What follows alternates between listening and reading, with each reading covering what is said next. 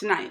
So I was thinking to myself, you know what? Let me talk about symbols, and that's what one of my chapters focuses on. So, hello, Tara. I like that name. So I'm going to introduce myself. Oh, thank you. I love you too. Mwah. So I'm Tia Johnson. I am a spiritual mentor, healer, best-selling author, and speaker. I help you to ignite your spirituality and empower your quality of life through angel therapy, dream interpretation, Reiki healing, crystal healing, and spiritual wellness, which involves me helping you to discover your life purpose and conquer fear. You can learn more about me at tiamariejohnson.com. My link is in the bio. So, for those who just joined, a chapter I'm going to be discussing, hello, is from my book, To Be Goddess, Every Woman is a Goddess, Discover Your Domain in Which You Reign Supreme. And a little background on this book. So when I wrote this book last year, or when it was published last year, I self-published this book.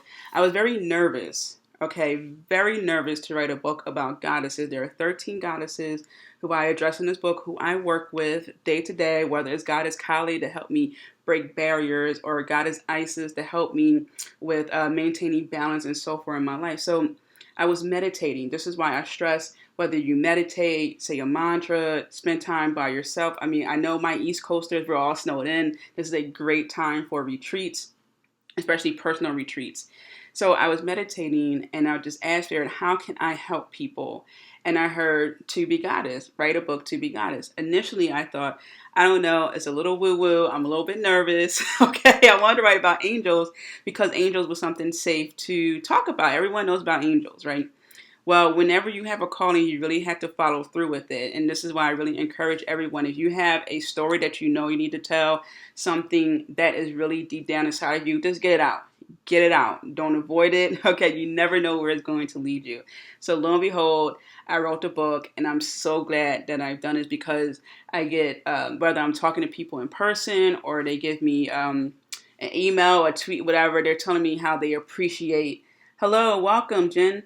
They appreciate the book, and even one woman said, I now celebrate my birthday again. So, without further ado, I'm going to skip on to chapter 6, part 2. So, Jen, I'm actually going to talk about a chapter from my book. So, here are the chapters. I broke it down into 3 parts.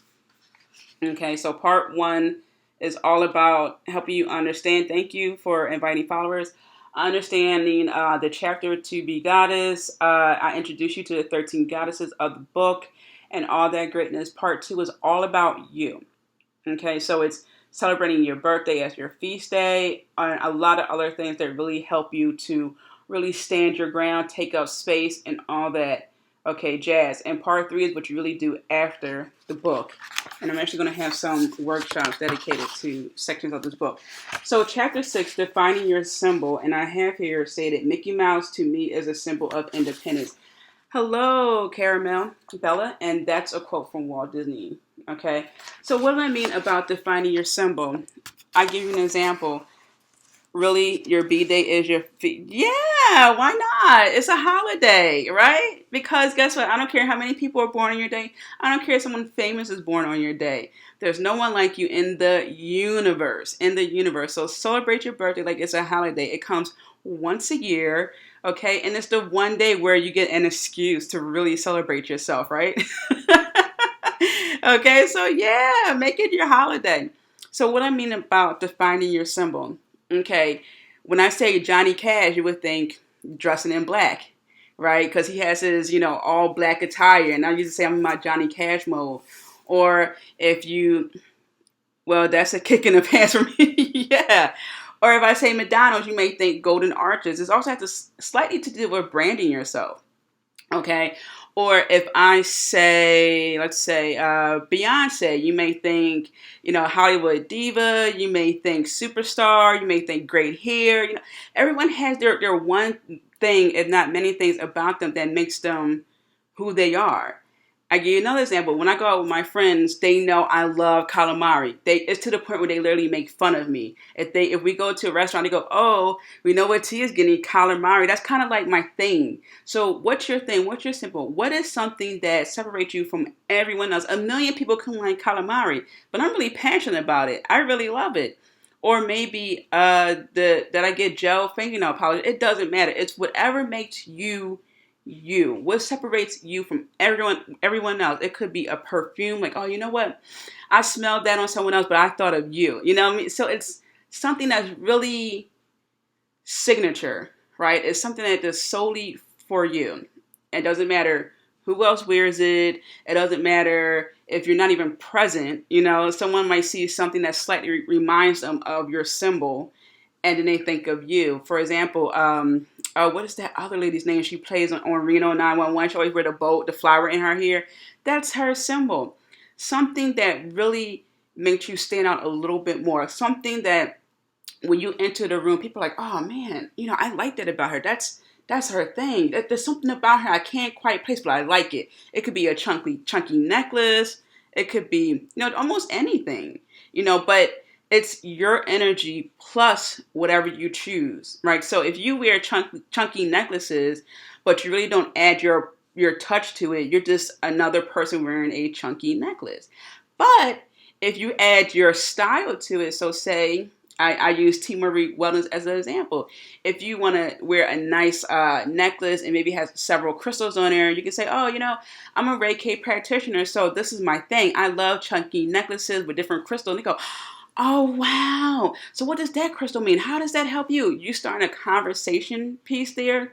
You are making yourself memorable because that's what we want. Whenever we go somewhere, we want to stand out a little bit. We want to say, without saying, I'm here. Hey, check me out. Hello, welcome. Hey, how you doing? So it's sort of like our reputation precedes us without even putting much effort into it. Hello. So that's what I mean about defining your symbol. Having your symbol, really defining it, you know, asking yourself, why should this be my symbol? Why do I want it? You know, so why should this be my symbol? Oh, okay, because my favorite color is red and I like this jewelry. Okay, so why should it be my symbol? Oh, well, you know what? I think it would really add a nice touch to who I'm already am. So, hello, LS Martin. So, these are some of the things you ask yourself. Stand up. You know, everyone has their own thing. Your tattoos, that can be your symbol. What's my symbol? So, I have several questions in here to help you define your symbol. One, I ask, what can make a symbol significant? So, in order for you to figure out what your symbol is, figure out what's important to you. So could it be a flower, an animal? I have a friend who loves owls. You know, that's her thing. So she has owl necklaces, owl earrings. So what's important to you, Demita? What makes you look at something and think, oh, that's awesome? It could be, like I said earlier, a chunky necklace. It could be a certain color. It could be a tattoo. It could be something that you put in your hair. It could be a scent. Your symbol can be just about anything.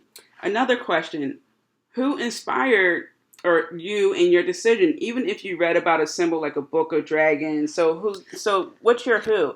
Your symbol, so what I mean by that is maybe you had a relative who was really into Reiki or really into crystals or really into angels, and you just kind of inherently took on that symbol of angel, like, oh, I love Archangel Michael, so I have Archangel Michael pictures all over the place. So think about the who. Next, when did this symbol become of great importance to you? So as you're thinking about what's really a good symbol for you, think about why. What's the importance of it? How does that fit into your life? Is it something that you can casually add on to what you already do, whether it's bracelets, earrings, a scent, something that's really easy for you to use, but when you combine it with your energy, it speaks volumes. Next, let me see, where am I here? How do you plan on making it your signature symbol? So to help you figure out what's your symbol, how do you plan on incorporating it into your life? So I don't want you to get a chunky necklace or buy perfume for the heck of it. Like, oh, I'll give it a try and see how it works. Hello, Heath. I really want you to think about this. So how would that add on to what you already do? Okay, maybe it's you're a shoe girl, you know, or maybe you are the ambassador for flat shoes. I know. Oh God, what is her name? Ariana Huffington. She goes, oh yeah, flat shoes, you know. So you can be that. Flat shoes with a little bit of a twist can be your thing. Something that will, again, just give it where you give a little oomph. Something that stands out a little bit more, or pocketbooks, you know, whatever the case may be, you know, something that you can combine your energy with that will give it a little extra oomph. Okay, so again, why animal, flower, element, crystal? I remember seeing a bunch of Tyrese videos where the element of water is almost always a factor in his videos. So, hey, maybe one of his elements, the main element is water. Okay, so maybe you can talk about the benefits of healing with the element of water. Or maybe you are more inclined to fire or air, something you can talk about, something that can really be part of you, something you can even paint. All right, how would you explain your symbolic meaning? So while you're on this quest to figure out your meaning, also understand how can you explain it. So if when you say you decide to meditate and you figure, okay, I saw an eagle. All right, how can I explain this as my symbol? I love angels and crosses. That can very well be your symbol. Okay. So, all right, I use that example. So, say you are meditating and you come up with, all right, you know what? Angels and crosses. That's my thing. How can that be my symbol? How can I explain that as my symbol? Well, you can think about some of the things you experienced through your life. Maybe if you are a person who's an adventure seeker or someone who has received many, many blessings that you realize and acknowledge. Or maybe you look at the cross as when Jesus carried the cross on his shoulder and you're like, you know what? I carry a lot of stuff on my back, but you know what? I'm going to rise. I'm going to help people, or I'll carry the burden to help people, or whatever. However you associate the cross or associate angels, maybe you're someone's protector, like angels are protectors. Maybe you're someone's messenger. So think about how that plays into your life and how you can explain it as your symbol, because most likely you're going to, awesome, because most likely you're going to either wear a pendant, a necklace, get a tattoo, have a picture or something like that. People are going to notice that about you, right? So say your angel is Archangel Raphael or Archangel Michael, and you're just like, yo, you know what? I'm going to give me Archangel Michael statue. And someone will go in your house and say, oh, that's a nice statue. Okay. And then they go somewhere else and they'll see Archangel Michael, but they'll think of you because you're combining your energy. So this is how you want to explain to yourself first how this can be your symbol. Oh, because I've been through X, Y, Z. Okay. So this is why this is my symbol. Okay. Next, where will you have the image? Again, this goes back to, are you going to get a tattoo? Are you going to sport a necklace? Are you going to carry a card in your pocket? Are you going to have pictures in your home? What are you going to do? Or maybe the little chains that hang in your car, like the little, what do you put it? I forget, against the mirror, and it hangs down. Hello, Dr. Cosmin or Mids. Hopefully I pronounced that right. Next, who inspired you? So again, this goes back to what I was saying earlier. Who brought it to your attention? Who inspired you? All that, because this is what's going to make up your symbol. This is what's going to solidify your symbol. Okay, and in the book I discussed how I came up with my symbol for my business, and really it was just a combination of two drawings, and I'll show you here. So that's not how it ended, but that was just a start. Okay, so that's what I mean by defining your symbol, something that really makes you you, but it amplifies it. It's something that adds on to what you already do. I never thought about this before. I think mine is a moon, and it very well so can be a moon. I have the triple moon symbol tattooed on me because I really do identify with the moon and its phases. So it can definitely be the moon, but I really want you to go through the process of thinking how it's important. Yes, angels and crosses everywhere in my house. My grandmother inspired me.